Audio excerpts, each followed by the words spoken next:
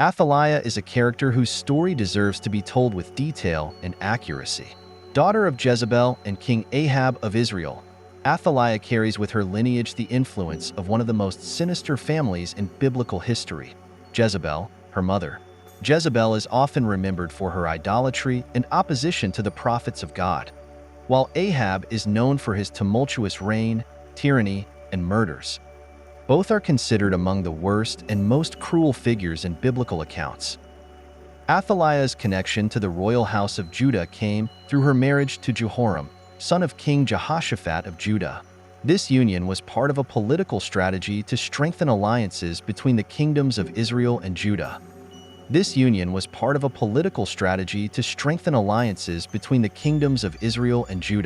However, this marriage also brought the influences and idolatrous practices of the house of Ahab into the kingdom of Judah, planting the seeds for future tumultuous events.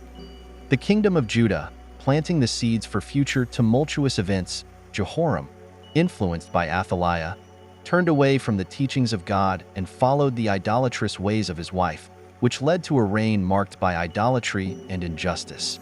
The Bible describes his reign as a period of spiritual decline, in which the kingdom of Judah strayed further and further from God's divine plans. This interference in Judah's spiritual path had profound implications for both Jehoram's reign and the people of Judah. After a reign marked by evil practices, Jehoram was gravely wounded in battle. His journey ended tragically. Likewise, Ahaziah, son of Athaliah and Jehoram, followed in the footsteps of his parents under Athaliah's guidance. Ahaziah perpetuated the idolatrous practices and moral deviations that had characterized his father's reign. The Bible tells us that Ahaziah did what was evil in the eyes of the Lord, following his mother's counsel and continuing the legacy of idolatry and rebellion against God. After the death of her husband Jehoram and her son Ahaziah, Athaliah took a bold and unprecedented action.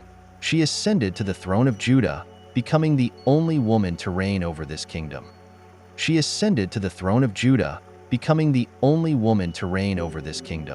Athaliah's trajectory on the throne of Judah is marked by acts of cruelty and ruthless decisions, standing out in the biblical narrative as a period of deviation and turmoil. Athaliah's ambition and determination to maintain power at any cost led her to commit one of the most heinous acts mentioned in the Bible, the murder of her own grandchildren. Before we proceed, I ask that you leave a like, subscribe to the channel, and continue watching to discover the conclusion of this story. This atrocious act, described in 2 Kings chapter 11, reveals the extent of Athaliah's cruelty and desperation in her attempt to eradicate any threat to her reign. She did not hesitate to eliminate members of her own family, the royal descendants of Judah. This included her own grandchildren, as she was determined to consolidate her power and prevent any future competition. This brutal massacre not only shook the kingdom, but also put at risk the divine promise made to David of an unbroken lineage on the throne. In addition to the massacre of her family, Athaliah is also remembered for her actions against the house of God. One of the most notable aspects of Athaliah's reign was her alliance with the priests of Baal. This alliance was not merely a matter of personal religious preference, but a significant political and religious act that had far-reaching consequences. Athaliah actively promoted the worship of Baal in Judah, a practice that was seen as an abomination in the eyes of God and a direct rejection of the Jewish faith. This alliance with the priests of Baal represented a dramatic break from the traditions and laws established by God, leading the kingdom even further away from its spiritual foundation. However, in the midst of Athaliah's dark and tyrannical reign, a story of courage, faith, and preservation emerges. The story of Joshua's survival. Josh, Athaliah's grandson, represented a ray of hope in the midst of darkness. As the sole survivor of the brutal massacre ordered by his grandmother, his story is a testament to divine providence and human courage. When Athaliah began her campaign to eliminate all heirs to the throne of Judah, the royal lineage of David was in grave danger. However, in an act of extraordinary bravery and faith, Jehoshaphat, Joshua's aunt and the sister of King Ahaziah, made a bold decision. She hid young Josh, who was only 1 year old at the time, in a room within the temple of the Lord. This courageous act by Jehoshaphat not only saved Joshua's life, but also preserved the promise made by God to David that his lineage would never be extinguished.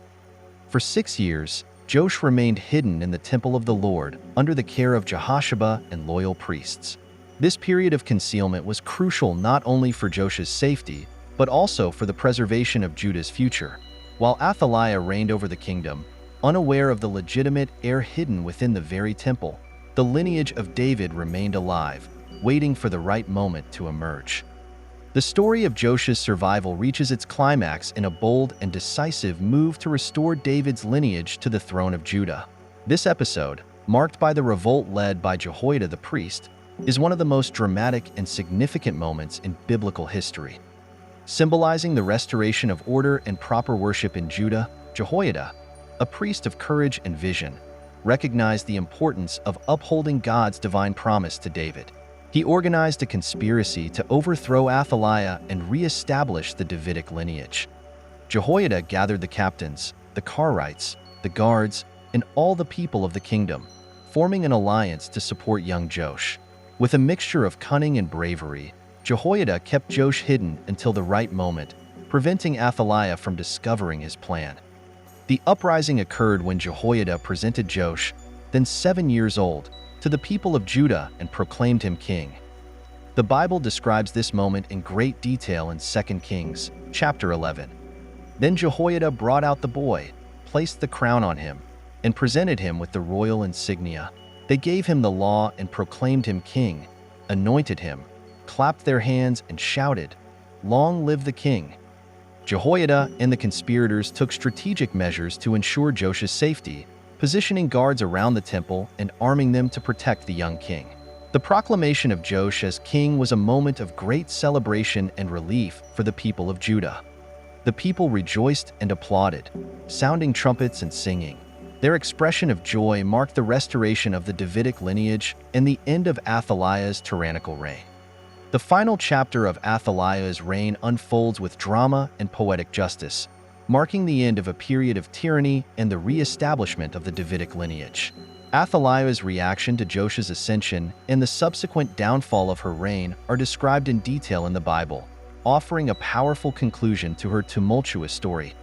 When she saw the young king standing by the pillar according to custom, with the leaders and the trumpeters beside him and all the people of the land shouting for joy and sounding trumpets, the queen tore her robes and cried out, "Treason! Treason!" The Bible recounts Athaliah's reaction with a powerful word, treason. She cried out, realizing that her position and power were being challenged and that her own survival was now at risk.